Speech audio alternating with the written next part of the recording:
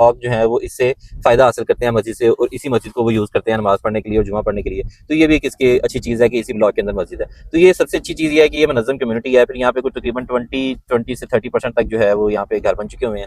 ये भी इसके अंदर पॉजिटिव चीज़ है। अप्रोच मैंने आपको बता दिया कि अप्रोच इसकी बड़ी ज़बरदस्त है। तो एक कनाल का जो बंदा, अगर कोई बंदा बैरिया टाउन में 10 मरला की बैरिया टाउन की पसंद करता है, अगर वो फैसिलिटीज़, अम्यूनिटीज़, सिक्योरिटीज़ किसी को पसंद है बैरिया टाउन की, और बैरिया के अंदर लिविंग करना चाहता है, जिस तरीके से बैरिया में लोड शेडिंग फ्री एनवायरनमेंट है, तो उन लोगों के लिए जो वहाँ पे 10 मरला की कम्युनिटी में रहते हैं, तो अगर वो थोड़ा सा 4-5 किलोमीटर आगे आ जाए अड्डा प्लाट से, तो हम लोगों को ये एक अच्छी कम्युनिटी मिल जाती है जहाँ पे आप 10 मरले के बजट के अंदर एक कनाल की अकोमोडेशन एंजॉय कर सकते हैं। और इसके अलावा यहाँ पे आपको बैरिया की सारी फैसिलिटीज़ और अम्यूनिटीज़ मिलेंगी, और ये बड़ी अच्छी कम्युनिटी बन जानी है। ये फ्यूचर के अंदर ये इन्वेस्टमेंट के लिए बड़ी ज़बरदस्त जगह है। और इनकी प्लाटों की गहराई की बात करें तो ये कुछ इतने ज़्यादा गहरे भी प्लाट नहीं है। एक स्टैंडर्ड सी जो 3-4 फुट की गहराई होती है, वो गहराई है इन प्लाटों की। फिर यहाँ पे लश ग्रीन पार्क इसके मिलते हैं आपको, बड़े खूबसूरत पार्क बैरिया ने यहाँ पे 2 दिए हुए हैं। ये पहले सबसे बड़ा पार्क था, अब यहाँ पे बैरिया ने दरमियान में वो 5-5 मरले की 2 पट्टियां दे के इसको 2 हिस्सों में डिवाइड कर दिया ब्लॉक को। लेकिन स्टिल इसका ये खूबसूरत और ग्रासी पार्क है ये बने हुए। 2 पार्क इसके बड़े बड़े नजर आते हैं आपको। मस्जिद इस ब्लॉक के अंदर आ जाती है, पार्क इस ब्लॉक में आ जाते हैं, मेन अप्रोच इसकी नज़दीक आ जाती है। तो अगर इन्वेस्टमेंट के हवाले से मैं कुछ चीज़ किसी बंदे को रिकमेंड करूँ, तो मैं समझता हूँ कि अगर किसी ने एक कनाल का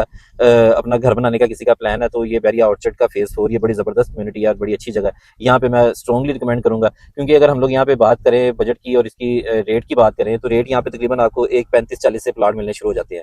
एक 35-40 से लेके ऑनवर्ड आपको यहाँ से अच्छा जो प्लाट है वो तकरीबन 2.25 की ब्रैकेट में मिल जाता है। और बैरिया टाउन के अंदर अब आपको अगर आप देखें तो जो मुनासिब प्लाट है वो तकरीबन 2 के करीब करीब है। गजनवी ब्लॉक के अंदर हो गया, निश्तर ब्लॉक के अंदर हो गया, या इसके सराउंडिंग कायद ब्लॉक वगैरह हो गया, इन सब एरियाज के अंदर एक 80 का रेट है आपका 10 मरले के प्लाट का। तो ये बैरिया का ही प्रोजेक्ट है, बैरिया ऑर्चर्ड, उसका ये फेज 4 है। तो यहाँ पे आपको एक कनाल का प्लाट इस बजट के अंदर मिल जाता है, एक 70-80 के बजट के अंदर।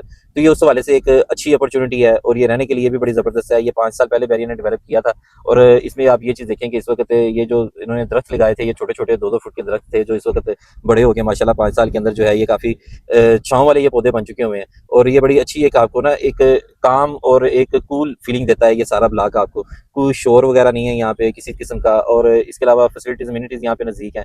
फिर इकट्ठी आपको कनाल की कम्युनिटी मिलती है। अब कनाल के घर के सामने 5 मरले का घर हो, तो वो 5 मरले वाला भी जो है वो आप इंफीरियरिटी कम्प्लेक्स में चला जाएगा।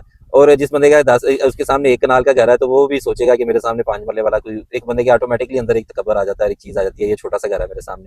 तो ये इस तरह की चीज़ें होती हैं। तो ये कनाल के घर के सामने जिस वक्त कनाल की कम्युनिटी होती है, तो ये एक पॉजिटिव चीज़ है। और ये बल्क में कनालें हैं, ये G1 और G2 ब्लॉक के अंदर आ जाती हैं। और ये G1 ब्लॉक ये ज़्यादा बेहतर है, क्योंकि एक तो मस्जिद इसी ब्लॉक के अंदर है। दूसरी जो रीज़न है, G2 ब्लॉक की बैक साइड के ऊपर आपको एक गाँव है, वो काफ़ी बड़ा गाँव है, और उस गाँव की आबादी सारी जो है वो एक 60 फुट का एक रोड गुजरता है, जो कि इसके अंदर से गुजरता है G2 ब्लॉक के अंदर से। अब वो सरकारी रास्ता है, बैरिया उसको बंद तो कर नहीं सकता, लेकिन वहाँ